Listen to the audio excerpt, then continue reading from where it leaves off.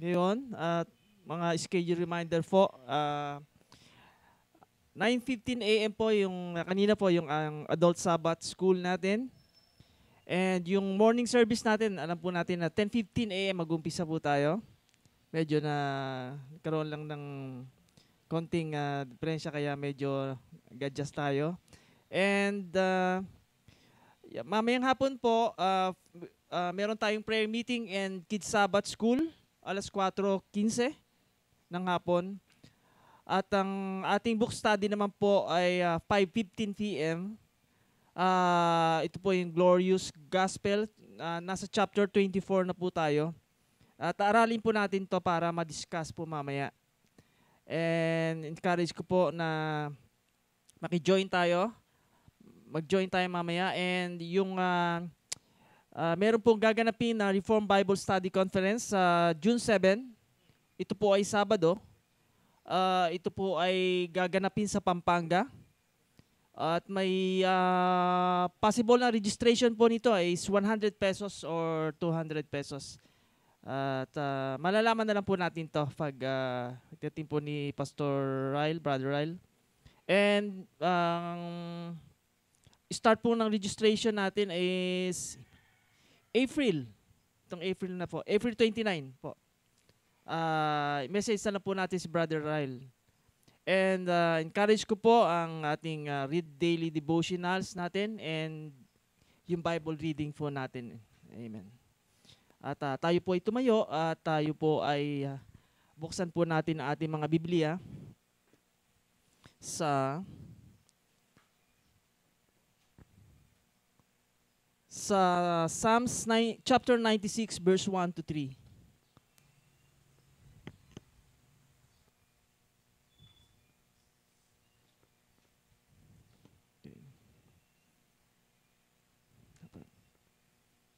Psalms chapter 96 verse 1 to 3. Babasahin ko po at sabay-sabay tayo magbasa. O umawit sa Panginoon ng bagong awit.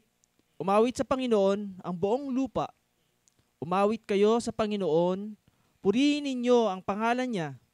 Ipahayag nyo ang kanyang pagliligtas sa araw-araw.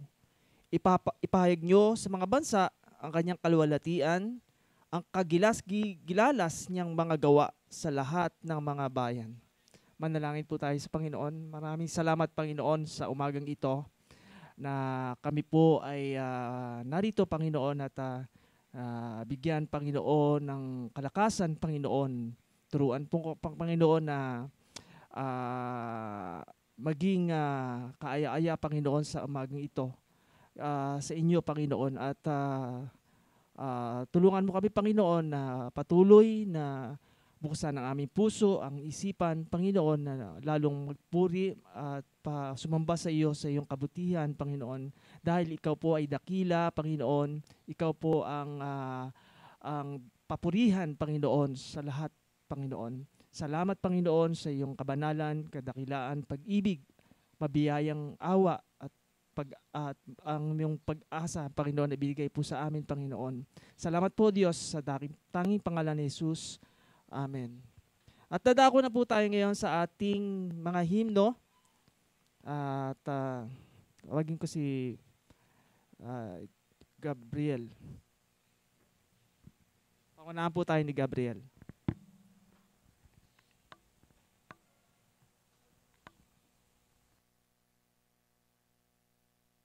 Sige po. Ang una po nating aawitin ngayong umaga ay Across the Lands.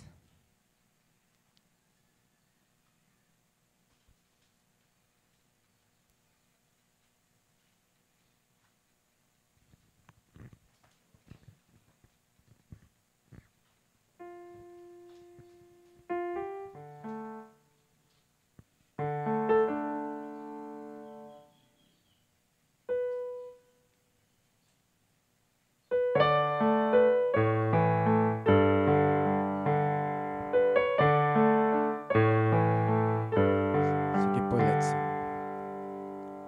Verse 1. You're the Word of God the Father, from before the world began. Every star and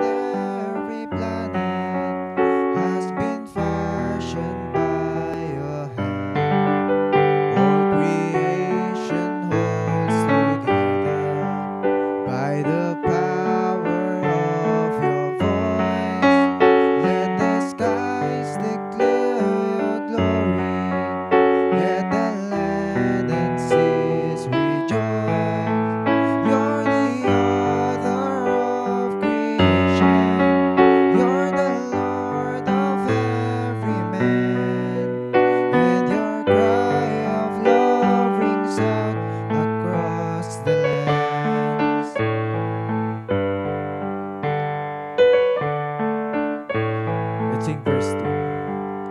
Yet you left the gates of angels, came to seek and save the lost, and exchanged the joy of heaven for the anguish of a cross. With a prayer you fed the hungry, with a word you stilled the sea. Yet how silently you suffered, that the guilty may go free. You're the author of creation, you're the Lord of every man, and your cry of love rings out across the lands.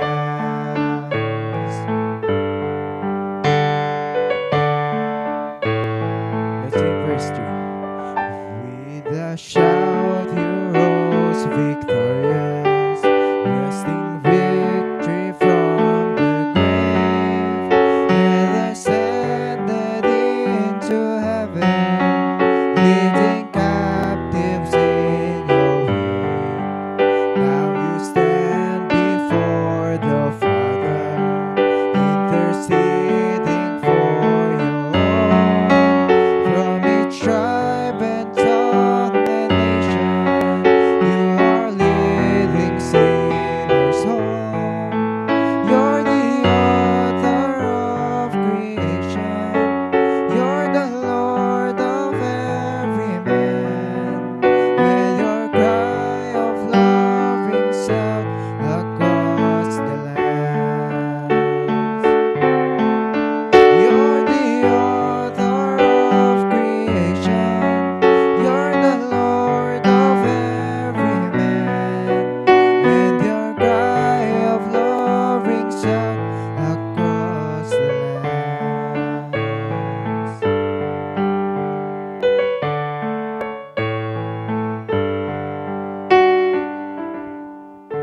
Umupo po muna tayo.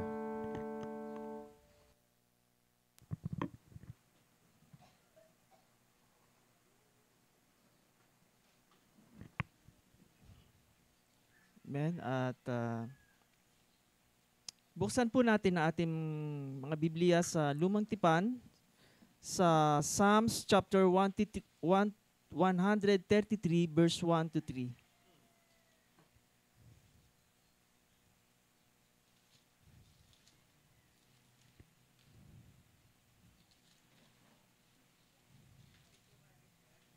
Psalms 133 verse 1 to 3.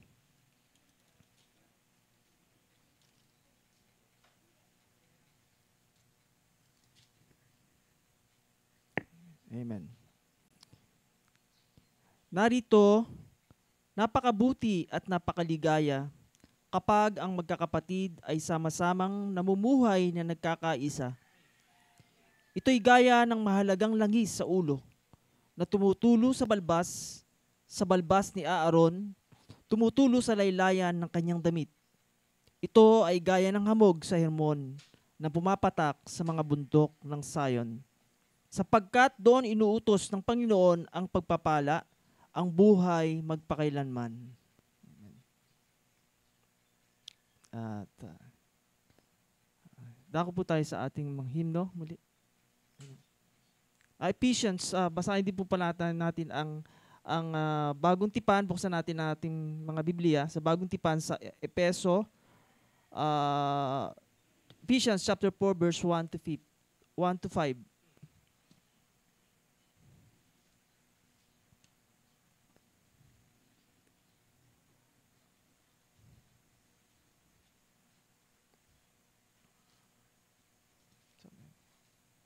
Ephesians chapter 4 to 1 to 5. Okay. Basahin po natin.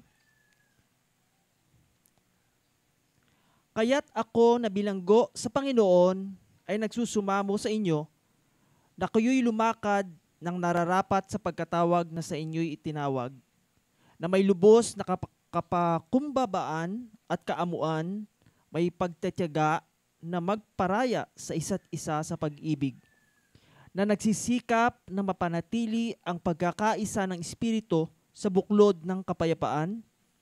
May isang katawan at isang Espiritu, kung paanong tinawag kayo sa isang pag-asa ng pagkatawag sa inyo. Isang Panginoon, isang pananampalataya, isang bautismo. Tayo po umawit muli at tawagin natin si Gabriel. Sige po, tayo po ay magsitayo ulit at awitin po natin ay Before the Throne of God Above.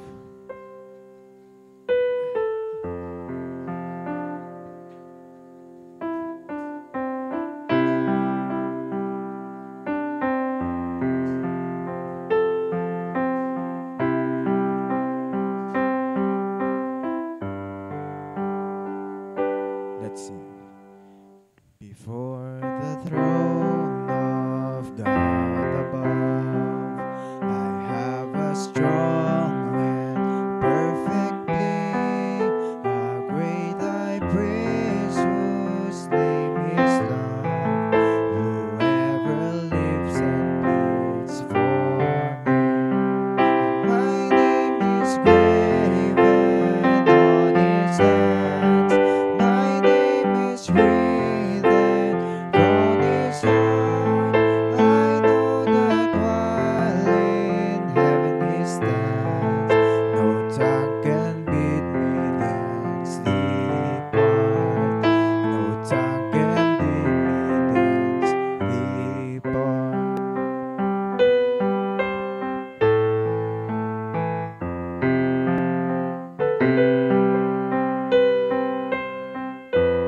Let's sing verse 2. When Satan tempts me to despair and tells me of the guilt within, upward I look and see him there, who made an end to all my sin. Because the sinless Savior died, my sinful soul is counted free. For God the just is satisfied to look on him and pardon me. To look on him and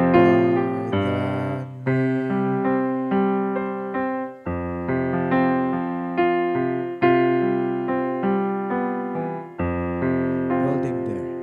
Behold him there, the risen Lamb, my perfect, spotless righteousness, the great unchangeable I am, the King of glory and of grace.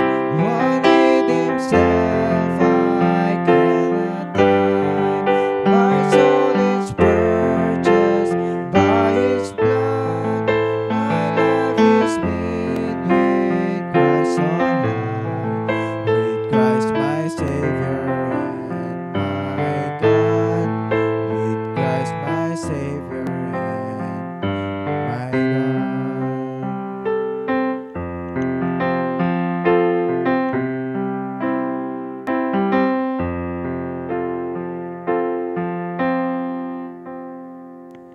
Tayo po ulit may magsiupo.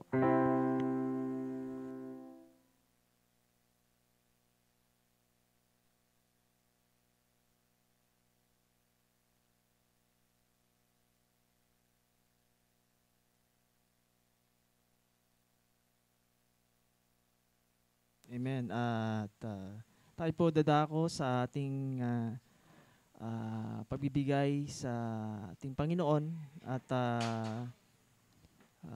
patuloy na pasalamatan natin siya sa kanyang mga biyaya na binibigay sa atin at pagpapala, hindi lamang sa mga bagay na natatanggap natin, kundi ito'y mga bagay na pasalamat at sa Kanya na bukas ang ating puso na may kagalakan na magbigay para sa Kanya.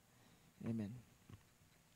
Manalangin po tayo at sa kanyang kabutihan at awa, O Diyos. Ikaw po ay mabuti, Panginoon. Kami po ay nagpapasalamat, Panginoon, sa bawat araw, sa bawat buhay na iyong tinilaga sa amin, Panginoon, na kami po ay narito at papasalamat at nagbibigay, Panginoon, sa iyo na patuloy, O Diyos, na ito po ay aming kagalakan at papasalamat lamang sapagkat ito po ay iyong ibinigay na, O Diyos, at kami po ay iyong ang pinagpala, O Diyos. At lagi pa kami, Panginoon, na turuan ang aming mga puso na ang pagbibigay ay hindi lamang tumatanggap, Panginoon, kundi ito po ay layunin namin, Panginoon, na pasalamatan ka sa araw-araw na aming ginagawa sa lahat ng mga bagay na iyong ibinibigay sa bawat isa sa amin, O Diyos. Salamat po, O Diyos, sa tanging pangalan ni Jesus. Amen.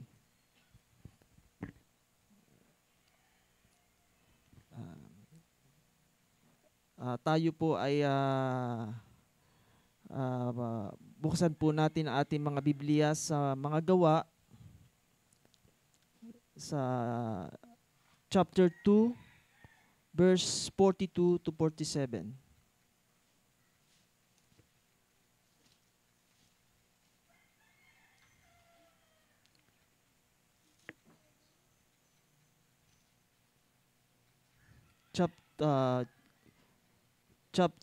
Acts chapter 2, 42 to 47.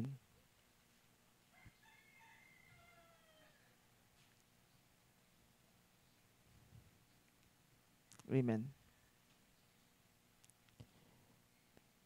Nanatili silang matibay sa turo ng mga apostol at sa pagsasama-sama sa pagpuputol-putol ng tinapay at sa mga pananalangin. Dumating ang takot sa bawat tao at maraming kababalagan ang tanda ang nangyari sa pamamagitan ng mga apostol.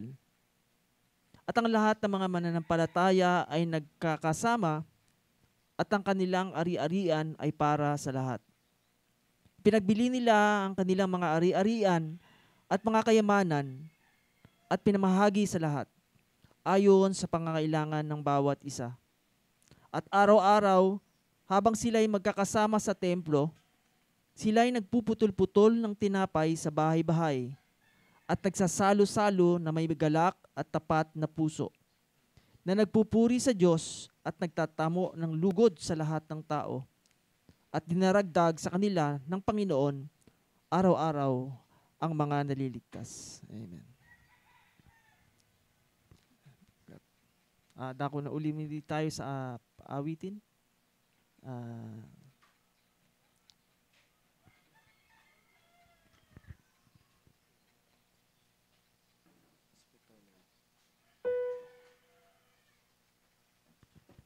Sige po, ating huling awitin po ay Speak, O Lord.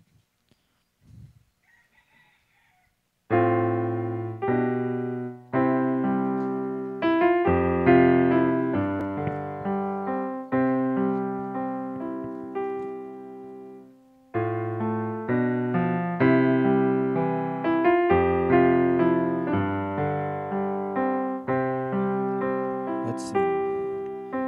Speak, O Lord, as we come to you to receive the food of your holy word. Take your truth, plant it deep in us, shape and fashion us in your likeness, that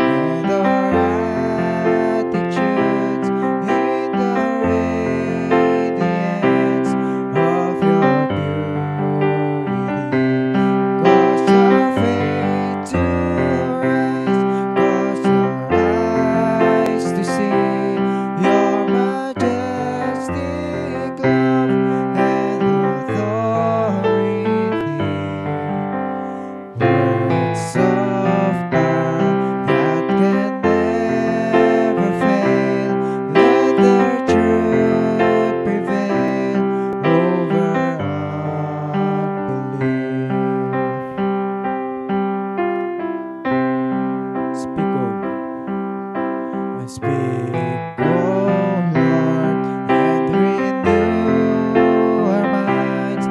Help us grasp the heights of your plans for us. Truths unchanged from the dawn of time that will echo down through eternity. And by grace we'll stand on your promises, and by grace we'll walk as you walk with us. Speak, O Lord, till your church is built and the earth is filled with your glory.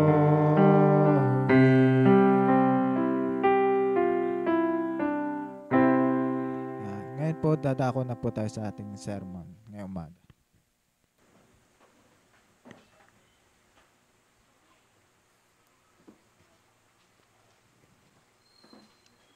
Hello, hello. Sound check. Mic test. 1, 1, 2. Okay po.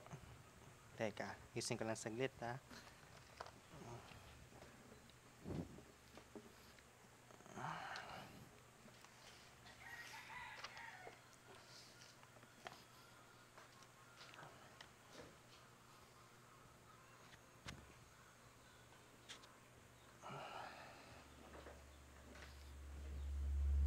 Teka, may umuugong, ha.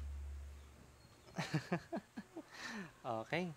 Magandang umaga po sa ngalan ng Christ Community Church na kami na mga ipinadala mula sa iglesyang iyon ay bumabati po ng Happy Lord's Day at mapagpalang araw ng Panginoon sa bawat isa sa atin na nandito na nagkakatipon para sa kanyang banal na pangalan. Maanayahan ko ang bawat isa sa inyo sa panalangin. Tayo po ay manalangin. Ama naming makapangyarihan sa lahat, kami nagpapasalamat sa araw na ito na minsan pa ay nalugod ka na kami magkatipon para sambahin ang iyong banal na pangalan sa umagitan ng pangangaral ng iyong salita. Nawa ang iyong pangangaral ay maging mabisa para ituwid, turuan, gabayan, at i-equip ang bawat isa sa amin sa landas ng katwiran at sa landas ng pagsunod. Higit sa lahat ay itaas nito ang antas ng aming pananampalataya sa aming Panginoong Jesucristo na siyang dapat maitaas maluwalhati sa oras na ito. Hangad namin, O Diyos, ang iyong kaluguran, hangad namin ang iyong kaluwalhatian, hangad namin ang iyong kagalakan sa mga bagay na aming ginagawa para po sa ikalasusulong at ikalalawak ng iyong kaharian dito sa lupa. Pagharian mo ang aming mga puso, ihanda ang aming mga isip sa pakikinig ng iyong salita.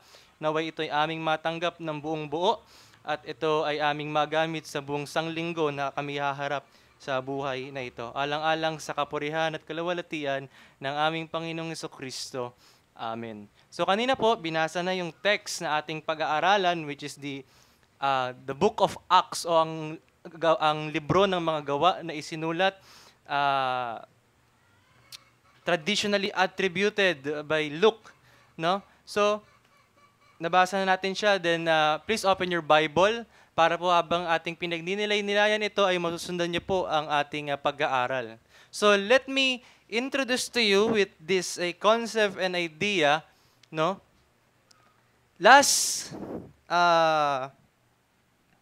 Only this year, the Sigma Pi Epsilon Fraternity released an official statement on their website, online, defining the purpose and the goal of their fraternity. It includes their oath and vow to pursue with all their might and ideals of their organization. And here, let me quote kung ano yung sinabi doon sa official statement ng fraternity ng Sigma Pi Epsilon. Ang sabi doon, and here I quote, Sigma Epsilon officer, and he said, defines brotherhood as the daily practice of virtue, diligence, and integrity. Love to our members with a personal responsibility for one another. Brothers in Sigma Pi Epsilon says in his statement that they will ensure to uphold the principles of their brotherhood and fraternal vow. Now, if a worldly paternities or worldly organizations come into an oath or vow to one another that they will uphold and be responsible sa kanilang kapatiran, no? Mga mga fraternity, yan ay brotherhood system, no? May tinatawag tayo diyang sanduguan. Na ibig sabihin, I am willing to shed my blood for this I considered brother. Nandito sa Pilipinas, meron tayong iba-ibang fraternity. So, pero kung titignan natin, bakit ko ito binanggit? Sa isang kapamaraanan lamang. Kung ang worldly o ang mga makamundong tao ay naghahangad ng accountability to one another, how much more the institution that was established by God Himself. Kung itong humanly institution ay nagsisik ng brotherly love, ito ay nagsisik ng pagmamahalang magkakapatid, kapatiran sa laman, no? Paano pa ang iglesia, ang institusyon na ang Panginoong Jesucristo mismo ang nagtatag? Kung naabot ng mga makamundong tao ang kaisipang iyon, paano ang iglesia na mismong itinatag ng Panginoong Jesucristo? The church is the only institution that was established by God physically. Nung nagtalaga ang Panginoon ng institusyon ng kaharian at pamahalaan, He just called a prophet and appoint a king. Ganun nangyari kay Saul. But when it comes to the church, nagkatawang tao ang Panginoong Jesucristo, then He speak to Peter, upon this rock, I will build my church. So kung sa ganung kaisipan, mayroon dapat mas mataas na antas na pagkakapatiran sa community of faith.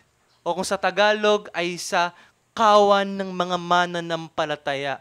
There is a high standard of unity and there is a high standard of brotherhood in a community of faith. Kung sa community ng mga fraternity, meron silang ganung standard, in a community of faith, there is much more higher standard. So now, as I go through, babalikan natin, basahin natin saglit ulit ang libro ng mga gawa. No? Ano sabi po dito? Nanatili silang matibay sa turo ng mga apostol at sa pagkasama-sama sa pagpuputol-putol ng tinapay at sa mga pananalangin.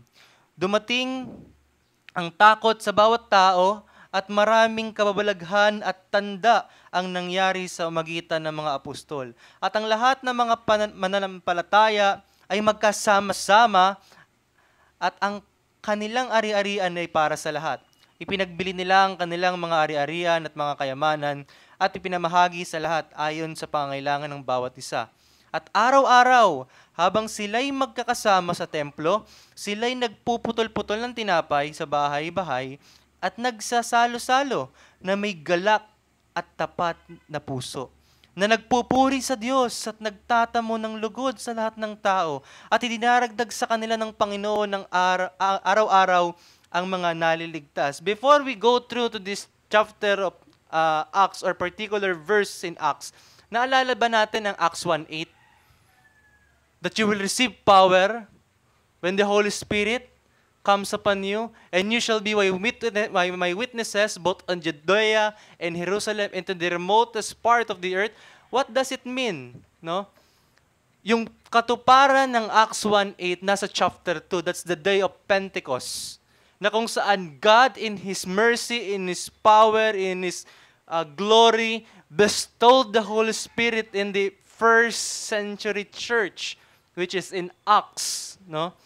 Nalugod ang Panginoon, na ibuhos ang kanyang espiritu, yun ay mga may nag-speaking in tongues, nagsalita ng iba't ibang wika, nagtestimonya, no? Yung pagkasalita nila doon ng wika, hindi yung wikang hindi naiintindihan, yun ay wika na naiintindihan, no? In both tongues or in different tongues, they testify of Christ.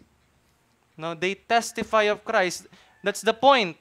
Now, after the Pentecost, after the event of Pentecost, it precedes now to the chapter that we are going to tackle. O dito sa mga verses na kung saan ay ating pagninilay-nilayan at pag-uusapan-usapan na. The apostolic ministry of Peter in Acts narrates that after the conversion of many, that's the point of the Pentecost, there will be a conversion in all tongues. May maliligtas sa bawat lahi. Dahil yun ang pinangako na Acts 1:8. You shall be my witnesses in Judea and Jerusalem and all the parts of the earth. So yun na yun. May maliligtas sa iba't ibang lahi. At nangyari yun sa Pentecost, where there are speaking of tongues. Ang minsang magandang halimbawa, may Pilipinong nagsasalita dun. May Asyano dun, may nag-Grego, may nag-Hebreo, may naglalatin. Pero walang gibberish. Bakit? Kasi nga, pinakita that there will be a conversion.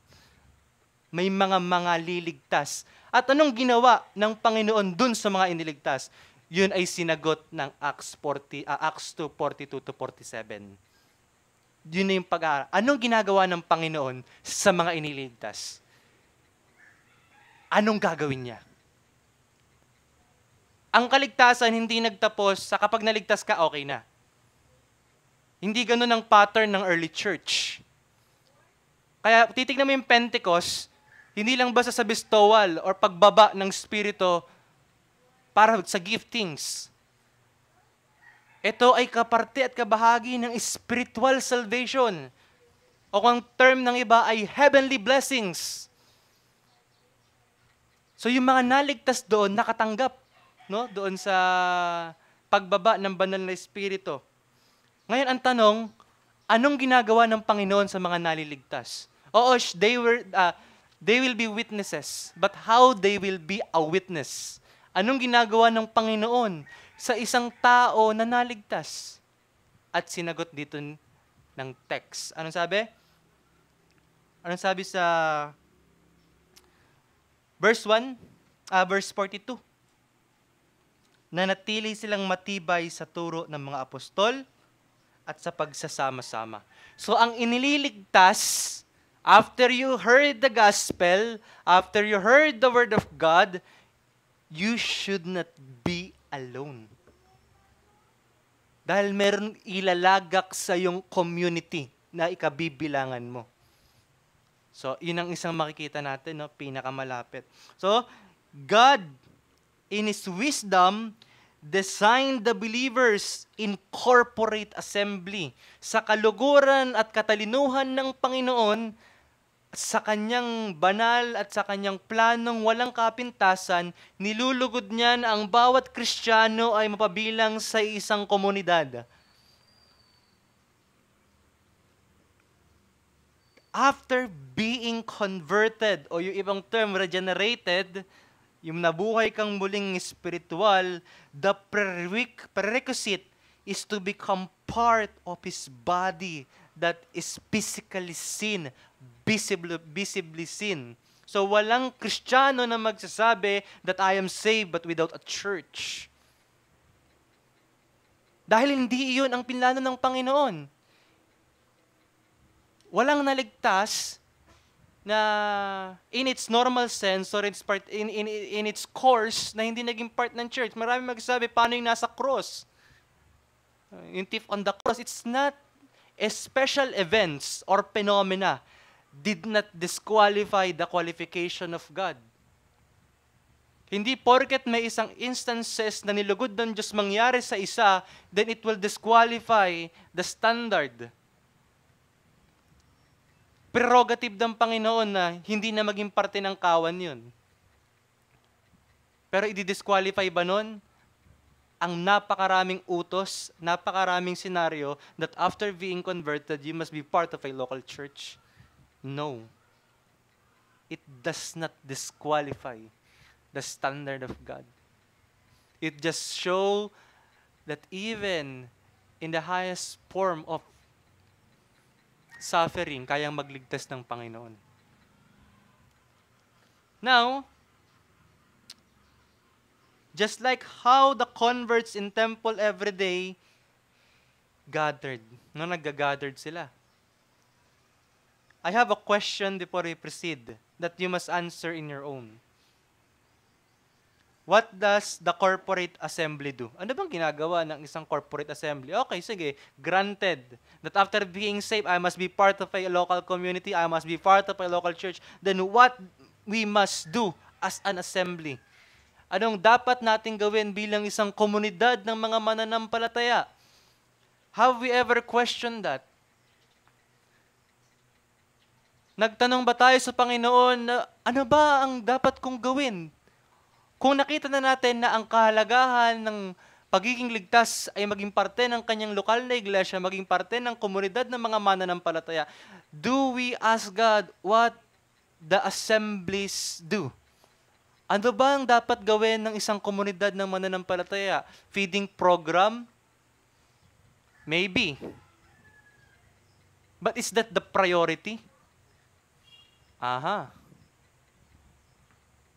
So, hindi pwede na ang Diyos ang nagtalaga ng institusyon, tao ang magtatakda ng pamahalaan. Hindi.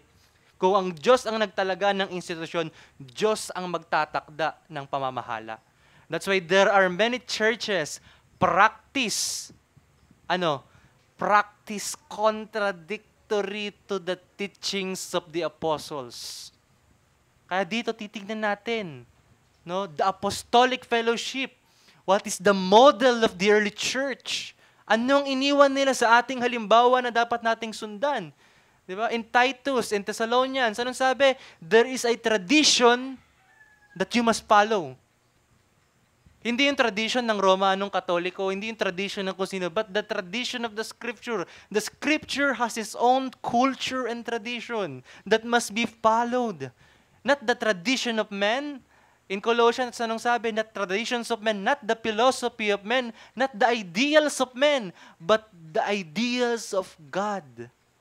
Kung ano ang itinalagang pamantayan ng Panginoon para sa kanyang kawan. I remember, when you are registering an political party in COMELEC or a NGO, non-governmental organization, di ba, ang magtatakda ng rules, sino? Yung gumawa. Payag ka ba? Ikaw gumawa ng partido pero ibang tao magtatakda ng dapat nilang gawin? Hindi. Sa ganung pamaraan, hindi papayag ang Diyos na kung sino-sinong tao ang magtatakda ng anong dapat gawin sa kanyang iglesia. Ay, hindi naman binawal. Kaya laging tanong, yung hindi ba binawal, yung alay na hindi binawal, tingin ba natin tatanggapin ng Panginoon? So, maraming argumento, pero pinaka-safe, sundan natin kung ano yung nakasulat. Bumabalik tayo sa sola scriptura. Diba? Yun ang sigaw ni Luther eh. The Roman Catholic has practiced many things contradictory to the scripture. Dun sa Diet of Worms, anong sabi niya? Here I stand. Councils often contradict themselves.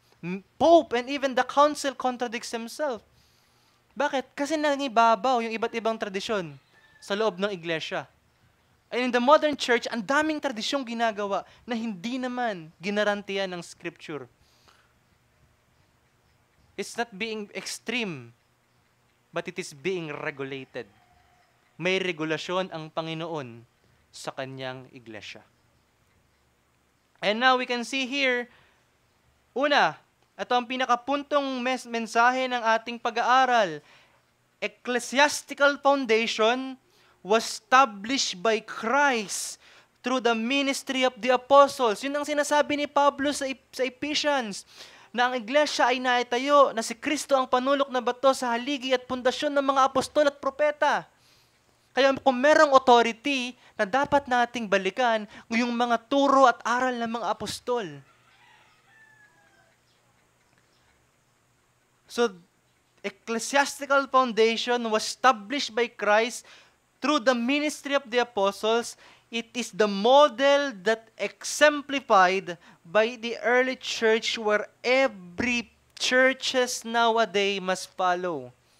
Ano-ano yung mga makikita natin dyan? Una, the devotion to these essential truths, the foundation of Christianity. Ano ang ipinakita sa 42? Ano yung pundasyon? Di ba? Ano sabi dito? Nananatili silang matibay sa turo ng mga apostol at sa pagsasama-sama. The foundation of Christian church, the foundation of a Christian community, whether it be a mission, a Bible study, ang pagkakatipon ng bawat Kristiyano, ang pundasyon nito, ang dapat una nating makita, thus the apostolic preaching, thus the apostolic exposition of the world is being proclaimed faithfully. Dahil ang early church, they become faithful in devoting themselves to the apostles' teaching. Na sila'y nanatiling matibay. Hindi sinabing dinagdagan nila ang aral ng mga apostol. Hindi sinabing binawasan nila ang aral ng mga apostol. Bagkus ay sinabi, they remain steadfast to the apostolic preaching, apostolic teaching. At paano tayo babalik sa mga aral ng mga apostol? Malibang bumalik tayo sa salita ng Panginoon na nakasulat. That's why every practice in the church must be regulated by the Scripture. It is being warranted, granted, or there any principle prescribed, given by the Scripture. The church was Christ's bride. At nilugod ni Kristo na sa iglesia ay manatili ang aral niya sa pamagitan ng pangangaral ng mga apostol. Kaya anong sabi ni Pablo sa Galatia?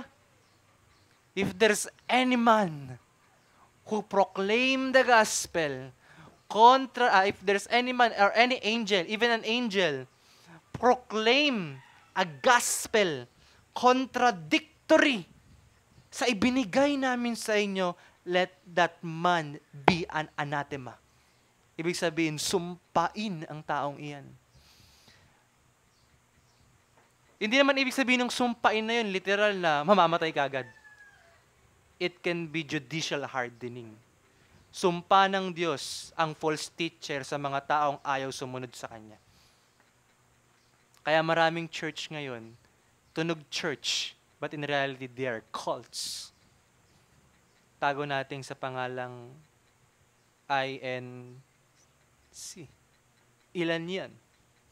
Diba?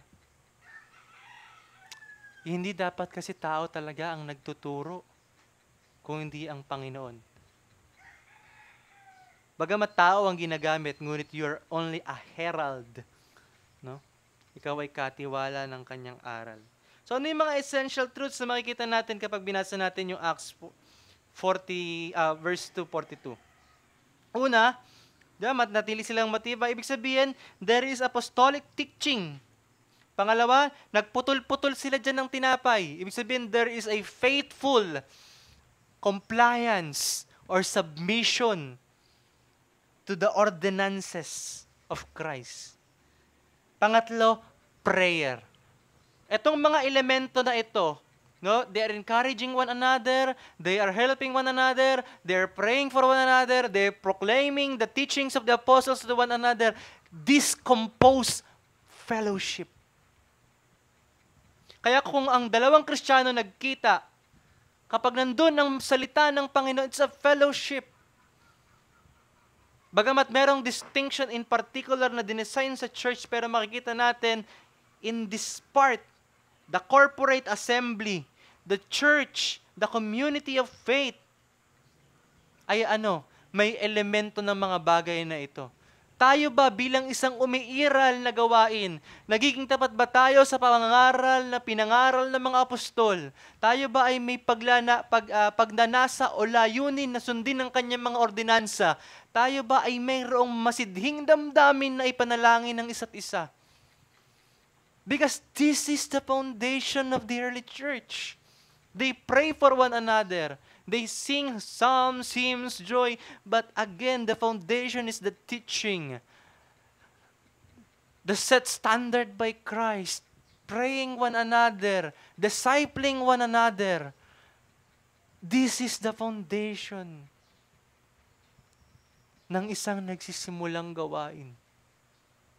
Hindi kung ano-ano pa mang bagay. Natutuwa ang Diyos sa mabuting gawa na nanggagaling sa pananampalataya.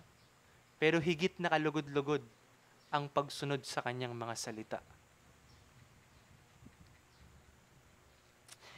The early church, the apostle teachings, the early church prioritized learning. Learning with application. Understanding God's word as delivered by the apostles strengthened both their minds, their emotions, their spirituality, and their act of good towards other people.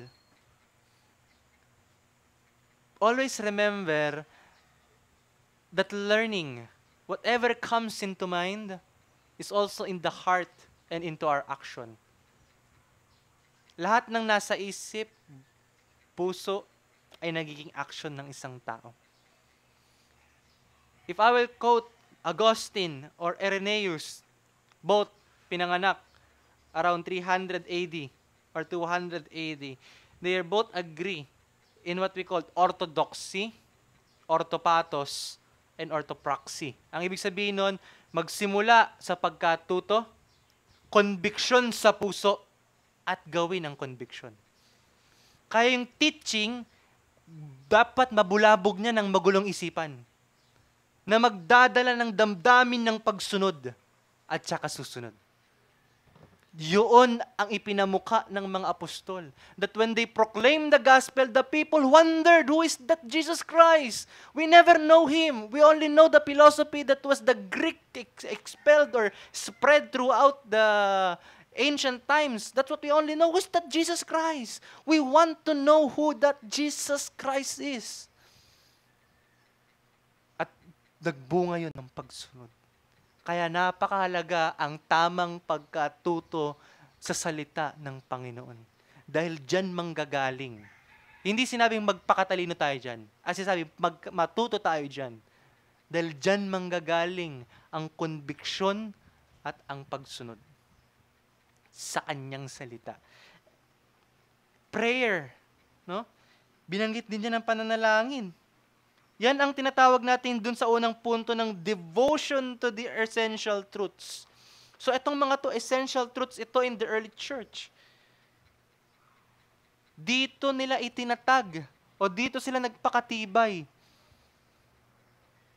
Kapag ang iglesia hindi matibay sa doktrina o sa aral ng kasulatan, madilis silang masway. No, madilis silang mahatak. They become like a pendulum swing back and forth. Walang stand. Kaya napakalaga na meron tayong stand. And yung stand natin na articulate ng 1689 London Baptist Confession of Faith, bagamat hindi yun ang final authority, the scripture remain as the final authority, at least it summarize, no? It summarize our faith. Kaya mga kapatid, napakahalaga po ng pagkatuto. Hindi pagpapatalino, kung hindi pagbibigay ng impormasyon paano sumunod. Ang pagsunod nanggagaling sa pagbibigay ng instruction. At ang scripture merong instruction. Kaya ang Kristiyano, nababad sa salita ng Diyos. Pag tinanong mo, ba't mo ginagawa yan? Yung kasi ang alam kong salita, ayun kasi ang alam kong gusto ng Diyos na gawin ko. Paano mo nasabing, yan ang gusto ng Diyos para sa'yo na gawin mo? I know my Bible, and I know that it is written because God, who is absolutely truthful, with a timeless truth, alam niyang gagamitin natin ito. So, walang Kristiyano na magsasabing, kinausap ako ng, walang Kristiyano, wala dapat maringgan. Nakikipag-one-on-one ako sa Panginoon. In a sense na nakikita ko siya. Sinabi na ng Panginoon, ito ang kanyang final revelation, through the apostles and to their ministry. Para mong sinabing, mas dakila ka pa sa mga apostol. No? So, ito ang pamantayan, ang kanyang salita. Yung prayer, mga kapatid, bukod dun sa salita, yung prayer. Ano sabi? Sila'y nananalangin sa isa't isa. They are praying in public, temple, corporate prayer. At alam ko, meron din kayo ng corporate prayer. Napakainam po inon. No? Napakainam ng panalangin. Why? Because prayer is seeking God's guidance and provision as a community of faith. Prayer is the manifestation of our dependency to God. Prayer ties us. It binds us together in seeking God's will and approval. So ang prayer, pinagbubuklod tayo niyan. Pinagsasama-sama tayo niyan. Ginagawa niyang iisa ang layunin ng ating mga espiritu. Ginagawa niyan ang pagkakaisa sa banal na layunin. Kung ang mga fraternity ng mundo ay mayroong layunin, ang prayer, dinadala tayo niyan para hanapin, saliksikin ang banal na layunin ng Panginoon para sa atin. God tells us, di ba in Matthew, seek and ask and it will be given. Bagamat maraming ginagamit siya ng mga prosperity preachers, but the context is this: God in His mercy, in His kindness, in His grace will bestow upon His people their needs. Tapat ang Diyos para bigyan ng probisyon. So yan ang una natin makikita, the essentials, that there is a fellowship. Paano ginagawa yung fellowship nila? Through their meditation to the apostolic ministry, to the apostolic teachings, and praying one another, encouraging one another. Pinakita dito yung accountability that they're encouraging one another. How will you encourage your brothers and sisters? Paano mo dapat i-encourage? Sa pamamagitan ba ng matatamis na salita? Anong sabi ng Proverbs? Ang sugat ng kaibigan ay higit na tapat kaysa halik ng kaaway. It means dun sa encouragement, it also requires correction, rebuke, instruction, and training men to do the work of righteousness. Binibigyan ba natin ng encouragement ang bawat isa? Ang encouragement ay hindi palaging parang binibaby mo or laging parang tinotolerate mo. That's the term. Tinotolerate mo ang mali. Encouragement na binabanggit dito is that we are encouraging one another to walk in the words of God. Hindi yung ini-encourage mo sa mali niyang ginagawa. Brothers and sisters, the apostolic ministry encourage us to be more obedient and faithful to Christ. Yun ang pangunahin nating ginagawa. I remember, a youth asked me, Kuya, kung ikaw tatanungin para sa iyo, ano ang pinaka-highest form of love? Napaisip ako bigla. Sabi ko, patay. Ano nga ba? Biro lang. Kung there is a highest form of love, and I will always tell this, it is no other than to draw that person closer to Christ. Walang ibang higit na pag-ibig, libang dalin mo siya kay Kristo. At sa pagkakapatiran, mas napapakita mo ang pag-ibig kapag ini-encourage mo siyang sumunod kay Kristo. Kapag ini-encourage mo siyang mamuhay sa layunin ni Kristo. Maging sa kabila nun, ay masaktan siya ng katotohanan. Dahil yun ang totoong pag-ibig. At pinakita yun dito. They encourage one another in the apostolic teaching. Itinatama ang mali. No? Pag may mali, tinama. Yun yung encouragement dyan. Hindi yan yung encouragement na sinasabi na iba na words of affirmation. No. It is the Word of God that condemns sin and asks us to be faithful to Him. Ano pa po? No? Ano pa ang mga elemento na makikita natin? They are sharing. No? Part ng kanilang fellowship ang sharing life to one another. Paano natin nasabi? Anyan yung anong ginawa nila? Nagbenta at ipinahagi sa isa't isa. Although it is not a word of description lang iyon. Ang pinapakita lang nun, they're willing makiisa sa pagdurusan ng isa, sa kahirapan ng isa. No? Yun ang itsura nun. Kunwari, mayaman, mahirap, nagbenta parehas ng ari-arian. Yung pinagbentaan nila, pinagsama nila. Ano gagawin ng mayaman? Hindi niya kukunin yung mas malaking porsyento. Ano gagawin ng mahirap? Hindi naman niya kukunin yung maliit na porsyento. Hahatiin nila ng patas. The principle is this. Are you willing to sacrifice for the welfare of your brothers and sisters? Yun yung concept. Kaya ba nating umabot doon? Ganda, no? Ganda ng iniwang aral sa atin ng mga apostol. Saan nagpo-focus yung ibang Kristiyano? Ay, basta tayo magparami. Alam niyo po yung pagpaparami? Mamaya makikita niyo. Saan, pag nasunod natin ito, makikita niyo yung consequence. Makikita niyo po, banda doon, na yung pagsunod pala dito, napakaganda ng konsekwensya. Mamaya, makikita natin, no? Makakapa natin. Ngayon, binabanggit dito na yung essential truth, yung foundation ng Christian fellowship ay nakasalig unang-una sa apostolic teaching, sa mga ordinansa ng Panginoong Jesucristo, baptism and Lord's Supper. Napakahalaga maging faithful tayo dyan. No, bilang isang mga mananampalataya o bilang isang iglesia. Pangalawa, yung prayer. No?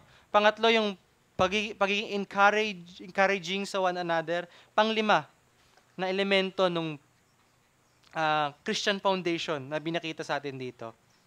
No, basahin natin.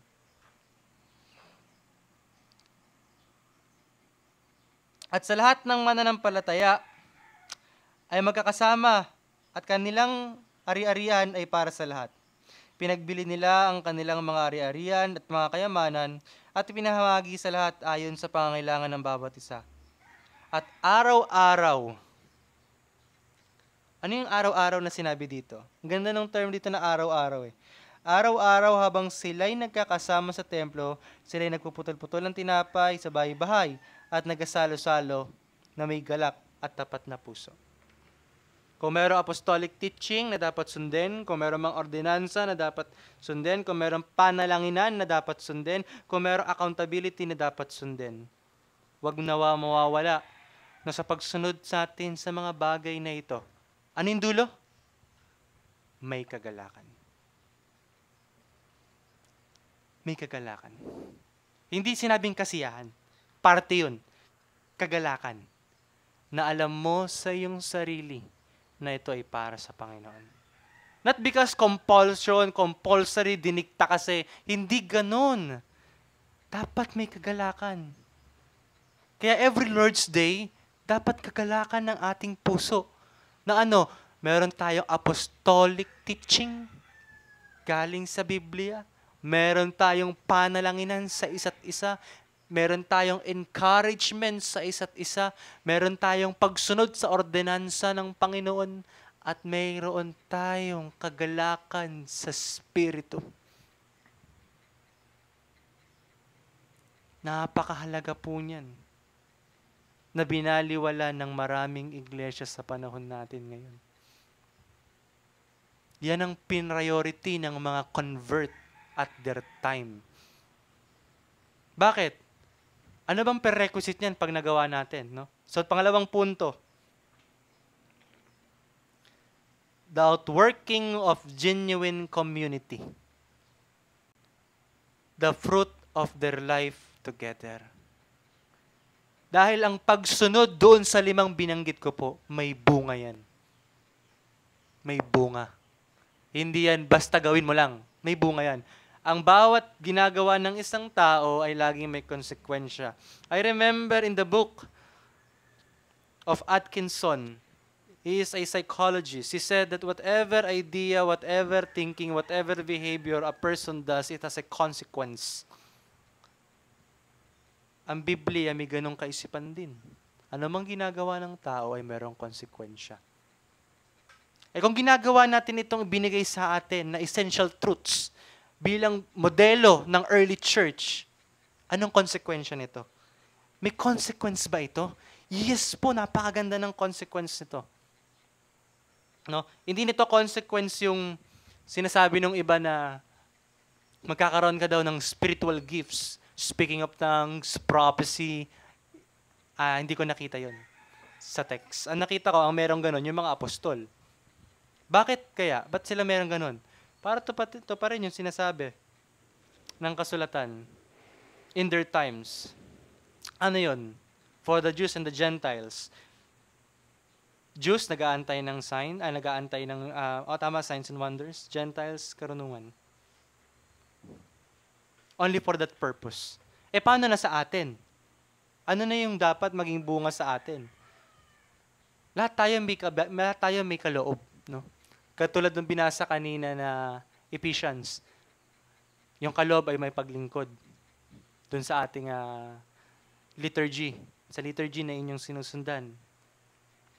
That there's one body, one Lord, one Spirit. Yung giftings para doon.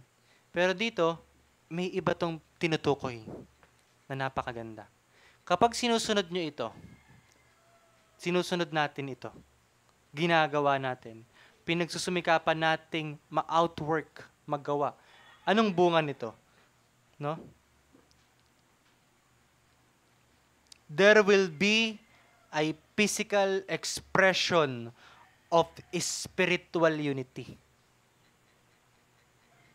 So yung union natin kay Christ, they're united in Him, in spirit. We are united to one another in body.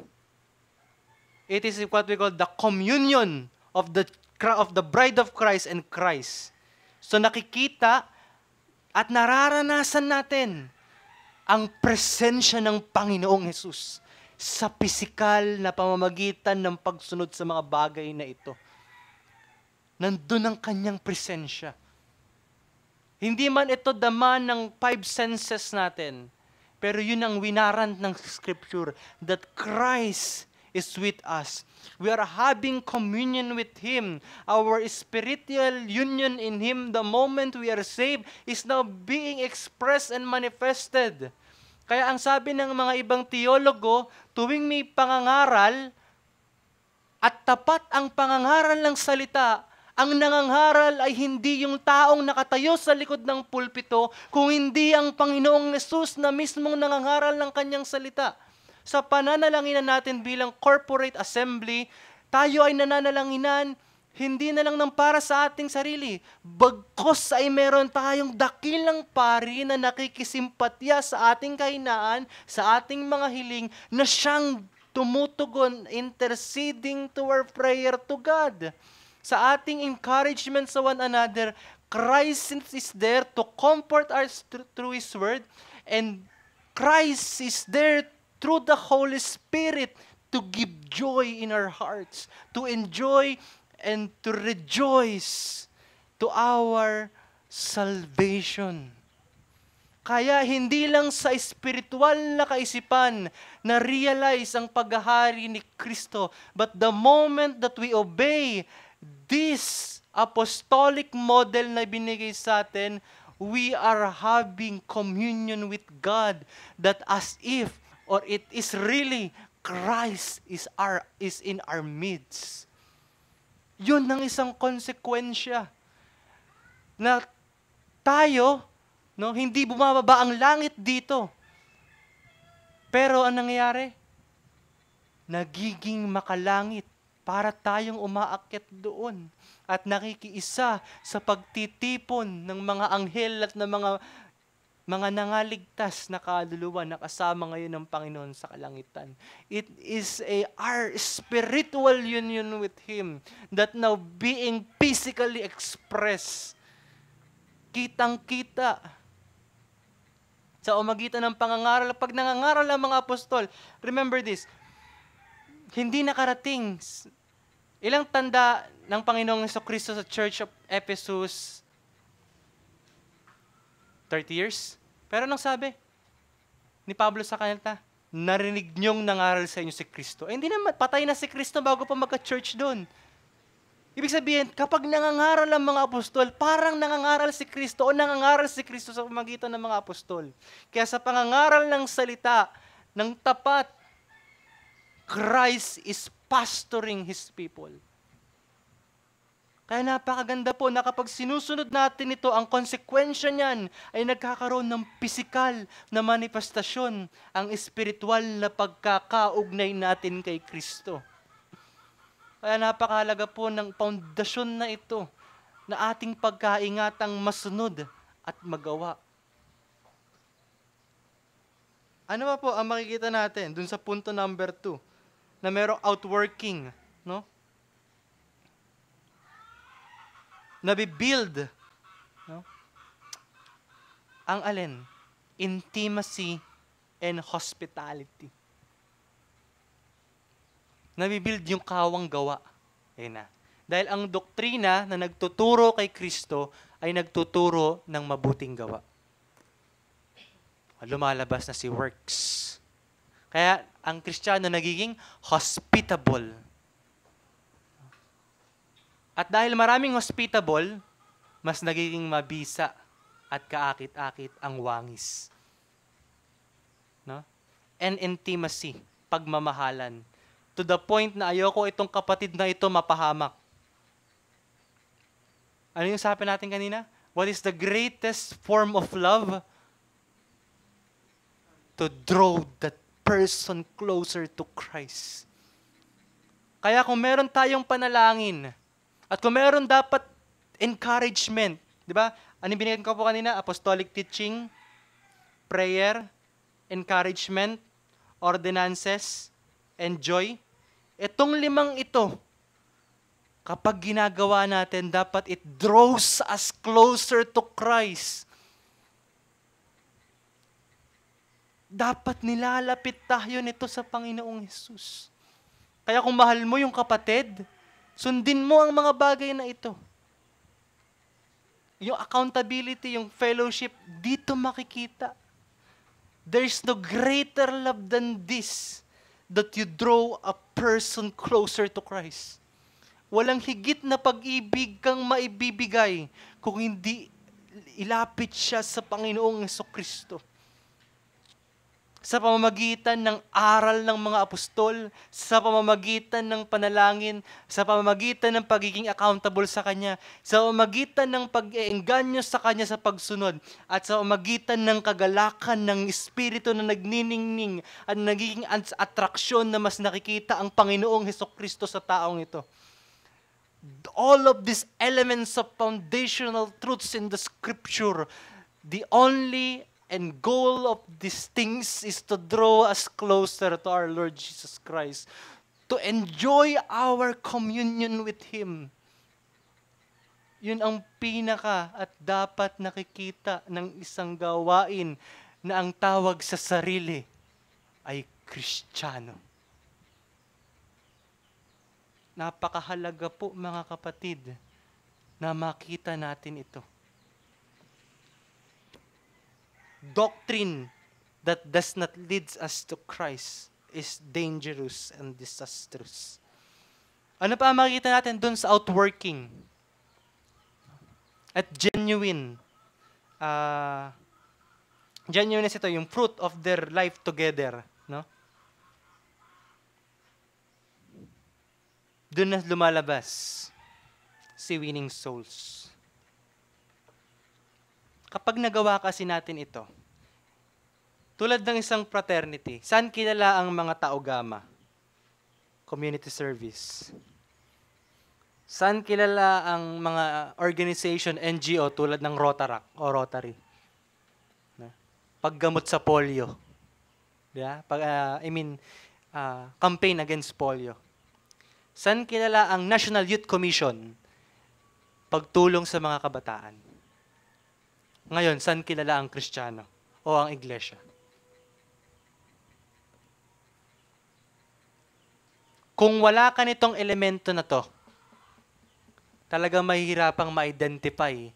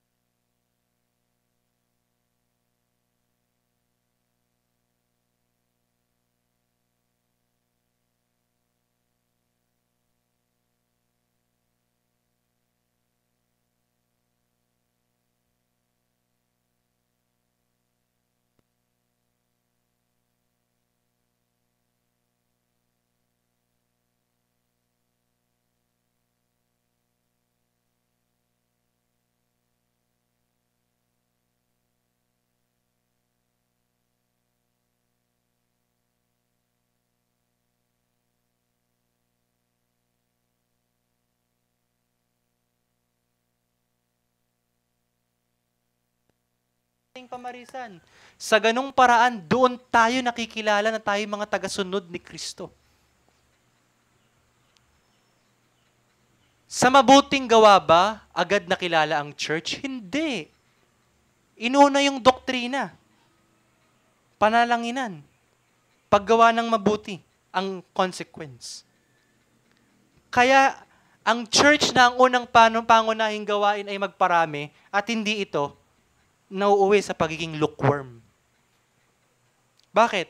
Kasi kapag ginagawa natin ito, yung ganitong uri ng pag-ibig, yung ganitong uri ng pagmamahalan, yung ganitong uri ng fellowship, yung ganitong uri ng testimonya sa komunidad, we become attraction to the people.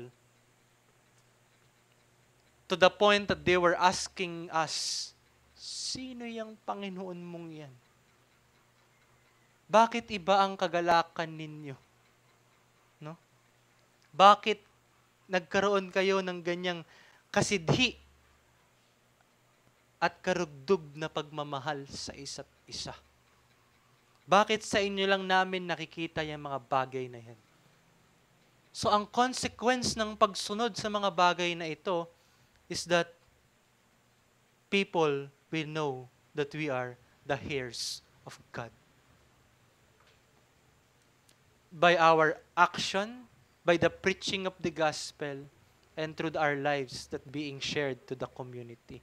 Kaya mga kapatid, our lives must be transformed of worship and gratitude. Transform life in a community, draw attention from those outside. Nagiging kaakit-akit tayo sa mga nasa dilim. Light that shines so bright becomes attraction in darkness. At paano dapat nagliliwanag ang iglesia? Paano dapat nagliliwanag ang komunidad ng mga pananampalataya? Dito sa iniwang ehemplo ng mga apostol. May pangangaral ng salita ni Kristo, may panalanginan, no? May tapat na pagsunod sa mga ordinansa, may encouragement or accountability, at merong kagalakan sa buhay pananampalataya. Sa ganitong paraan, we become a light that's so bright in darkness that people start to being attracted to us. Na sila na mismo ang magtatanong, sino ba yung Panginoon mo na naririnig ko at nakikita sa buhay mo? Diba anong sabi dito sa Acts 47? Na nagpupuri sa Diyos at nagtatamo ng lugod sa lahat ng tao. Kapag sinusunod natin yung mga iniwan sa ating halimbawa, kapag ginagawa natin itong mga inutos at ginawa ng unang iglesia, tayo ay nagtatamo ng lugod sa Diyos at nagiging kaakit-akit sa ating mga kapwa. We become an attraction to them. And greater and higher than all things, we glorify God. Napakagandang tignan, napakasarap sa paningin, na sa ganitong kapamaraanan, makikilala na ikaw at ako ay kawan ni Kristo. Yan ang testimonya na iniwan ng unang iglesia, ng mga apostol at ng mga sinaunang Kristiyano sa kasaysayan ng ating paglilingkod at buhay pananampalataya. Kaya mga kapatid, sinasama ko kayo na kung meron kayong dapat patatagin at palalakasin, ngayong nagsisimula kayo bilang isang gawain, palakasin at patatagin ninyo ang aral sa inyo ng mga apostol na nasa Biblia. Palakasin at patatagin ninyo ang pananalangin sa isa't isa. Ang layuning sundin ng kanyang mga ordinansa. Ang kaisipan na maging accountable sa isa't isa. Maging bukas ang inyong mga puso't damdamin sa isa't isa. At panglima, huwag nating kalimutan ang kagalakan sa Espiritu na bunga ng pagkaligtas at pagsunod natin sa Kanya. Sa ganitong kapamaraanan, higit na nalulugod at naluluwalhati ang Diyos sa atin. At sa ganitong kapamaraanan din, ano sabi? Tayo ay nagtatamo ng lugod sa lahat ng tao at dahil dito, idaragdag ng Panginoon. Dadagdagan tayo ng Panginoon. Dadami tayo.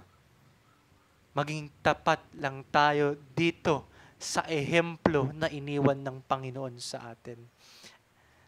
Kaya kung meron akong paalala mga kapatid, ito yun. A communal spiritual growth and testimonial impact were a natural consequence of its salty and vibrant nature as a community of faith. This what makes Christianity outstanding and distinct compared to any other institution or any other organization or any other group of people made on earth. This what makes us unique and distinct. Dahil sa lahat ng institusyon, tayo lang ang may ganito. Sa lahat ng grupo ng kalipunan, tayo lang ang meron nito. Kaya ang hamon, are we diligently engaging with Scripture and seeking to grow in our understanding of biblical truth? Tayo po ba ay lumalago sa pag-aaral ng Kanyang salita? Kapag binabasa natin ang Bible, inaaral natin ito, dito sa ganitong kapamaraanan, naririnig natin ang aral ng mga apostol. Kapag narinig mo ang aral ng mga apostol, para mo na rin naririnig mismo si Kristo. Meron ba tayong ganung desire? Again, hindi magpakatalino, pero para matuto. Dahil ang pagkatuto ay nagkisimula sa pagkaalam. Alam ba natin? Pag alam na natin, natututunan ba natin? Kung natututunan na natin, ginagawa po ba natin? Pangalawang hamon, prioridad ba natin ang araw-araw na pananalangin sa isa't isa? Sila, priority nila. They pray for each other every day by day. Pinapanalangin ba natin ang isa't isa? Pinapanalangin ba natin ang mangangaral? Pinapanalangin ba natin ang kapatid? I remember a quote from a theologian, and he said, if you love the person, he is always or she is always in your prayer. Kung mahal mo ang kapatid, bakit wala siya sa araw-araw na listahan ng pananalangin? Sila, nandun meron. Ang sakit po, di ba? Damang-dama ko yung pagkabigo ko bilang isang Kristiyano sa bagay na ito. Mahal mo ang kapatid, kaisa mo sa pananampalataya, bakit hindi ka tumatatag sa pananalangin para sa kanya? Hamon po sa atin yan. patatagin natin ang pananalangin sa isa't isa in private and corporately. Kapag tayo nag-iisa at kapag tayo'y sama-sama na. Pangatlong hamon, are we actively working to break down divisions within our church or community and build a genuine unity? Do we prioritize the needs of the body over our individual preferences? Yun yung sinasabi ko kanina. Dinivide ng mga unang Kristiyano ang konsepto ng mayaman at mahirap. Noon pa man, may issue na dyan. Na kapag mayaman, ay parang ilag. Pag mahirap, ang liit ang tingin sa sarili. Ngayon sa application, si brother, mas articulated ako, hindi. Si brother, mas decent kesa akin na hindi. May ganun pa ring division ng church eh. Or ang mga churches ngayon. Kaya ang tanong, willing ba tayong dibagin yun para ipakita at itawid ang pagmamahalang Kristiyano? There's no such thing as barrier in Christian brotherly love.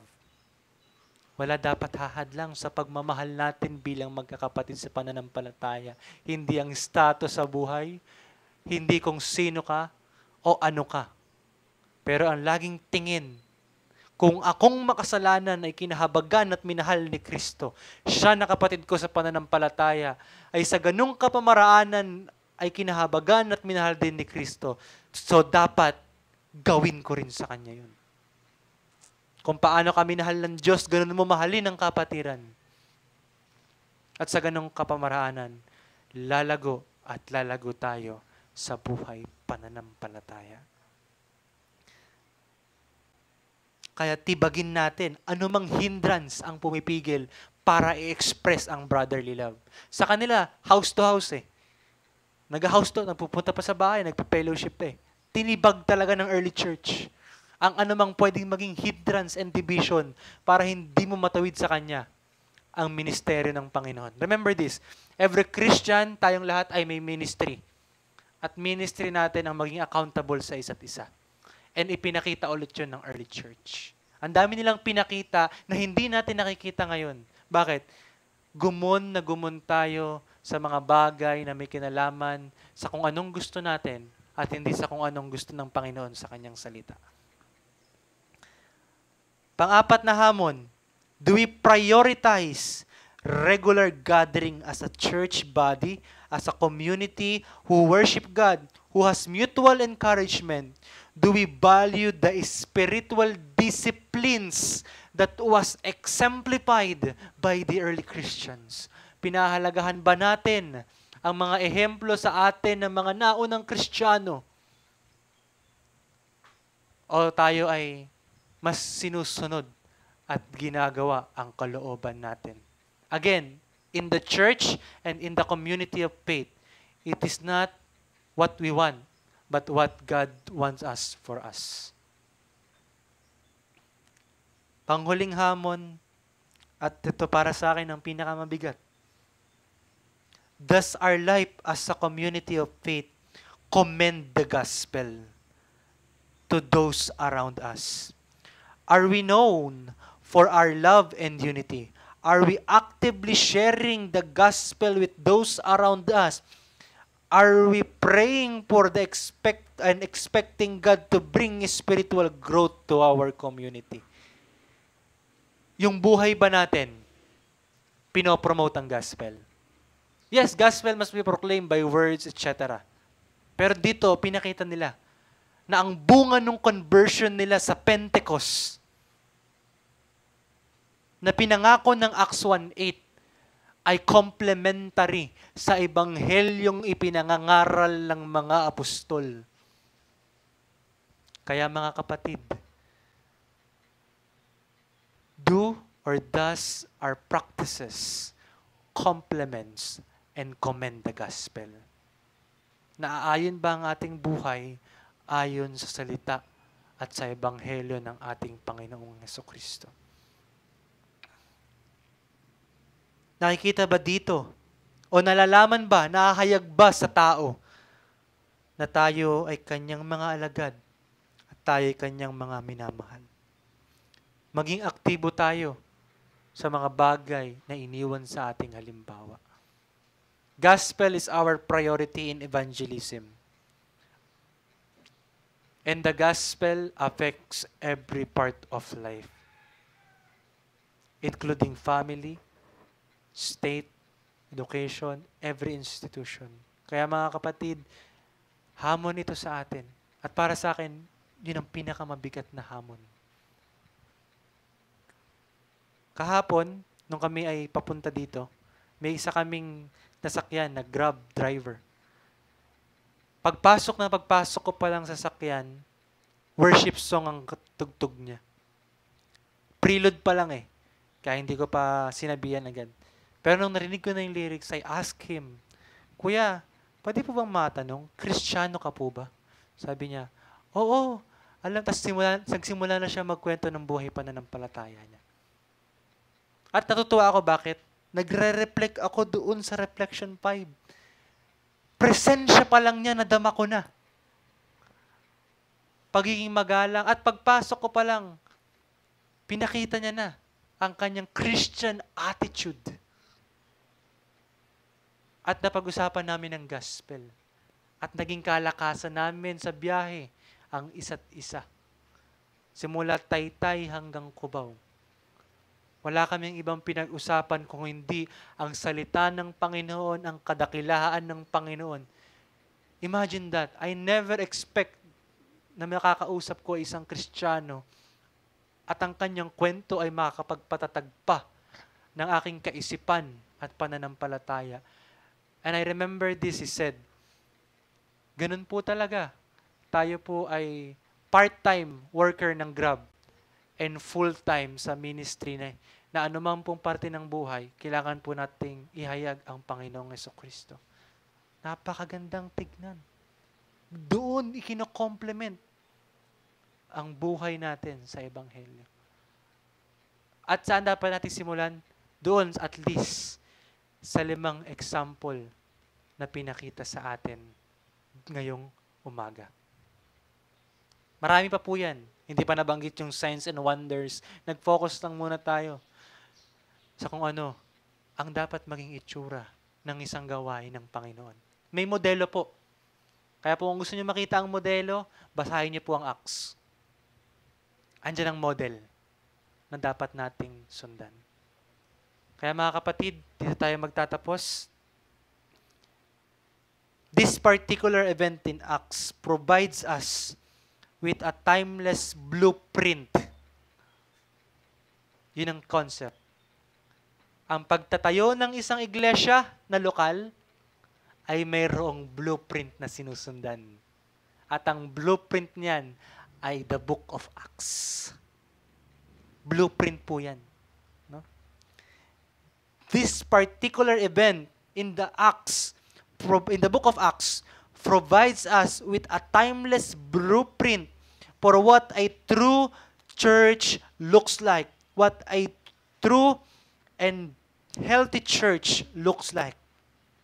It is the foundation, it is the essentials and the essentiality of Christianity, the way how must they live and act. It paints us a compelling picture of what a spirit-filled community of faith looks like. It is a community that deeply devoted to God's Word, committed to genuine fellowship, characterized by sacrificial love, and bearing witness to the transforming power of the gospel. Now, let us examine ourselves. Do we practice or at least aim to follow this apostolic exemplified picture that has been demonstrated to us?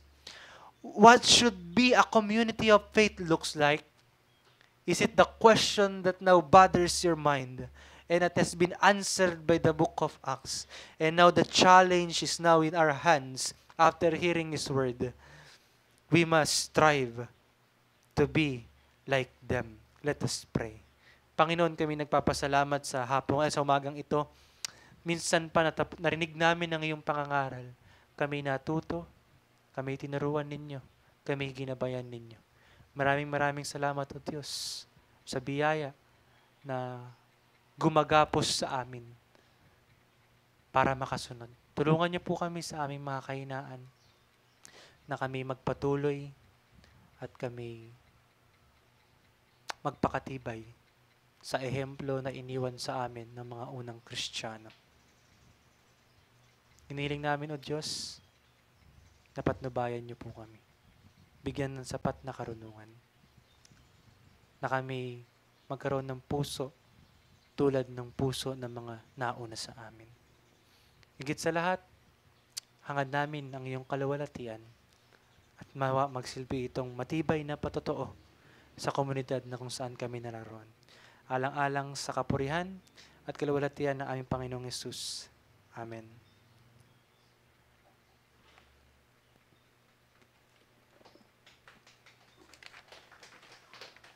Nako, mabubuhay si Paul Washer. Why are you clapping?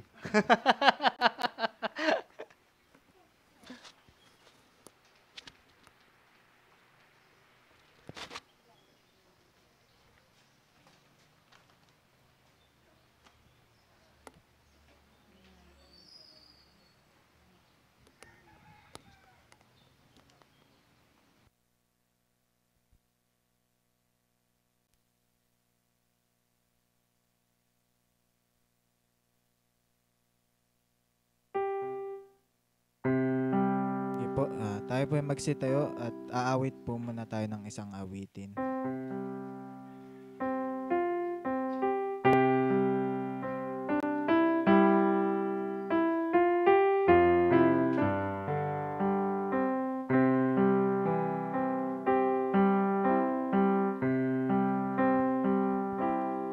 Oh, great God of Hyacinth, occupy my lowly heart. Own it all and reign supreme. Conquer every rebel power. And let no vice, no shame remain that resists your holy word. When you have loved and purchased me, make me yours forevermore.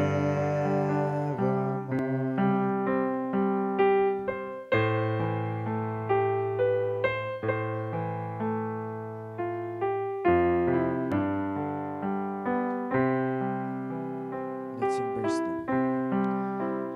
And I was blinded by my sin, had no ears to hear your voice, and did not know your love within, had no taste for heaven's joys.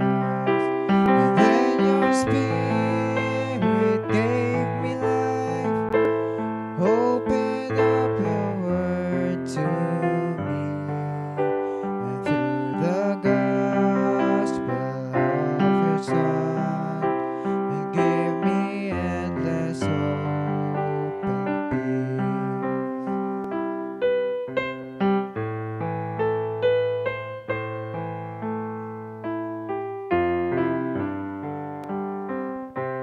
Help me now.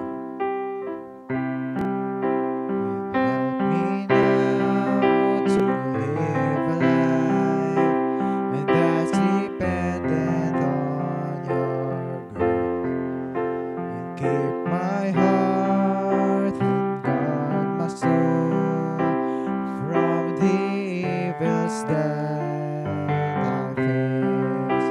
And you are worthy to be praised with my every thought and deed.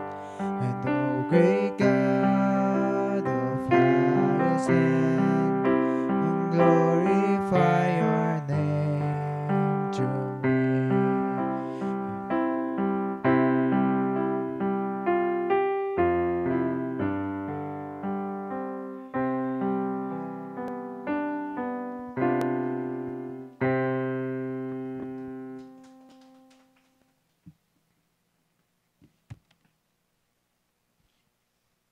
po, tayo manalangin.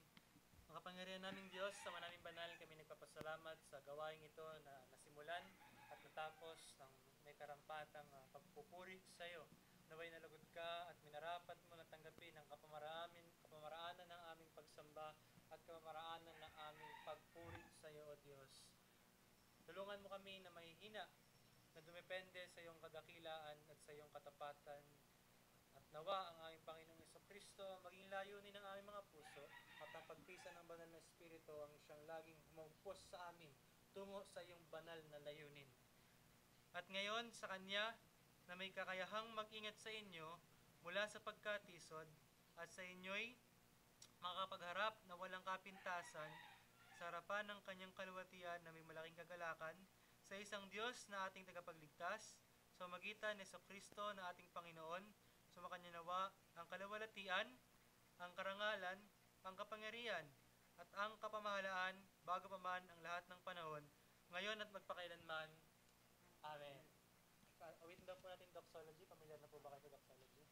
Sige, akapela na lang tayo. Okay. Ready? Sing.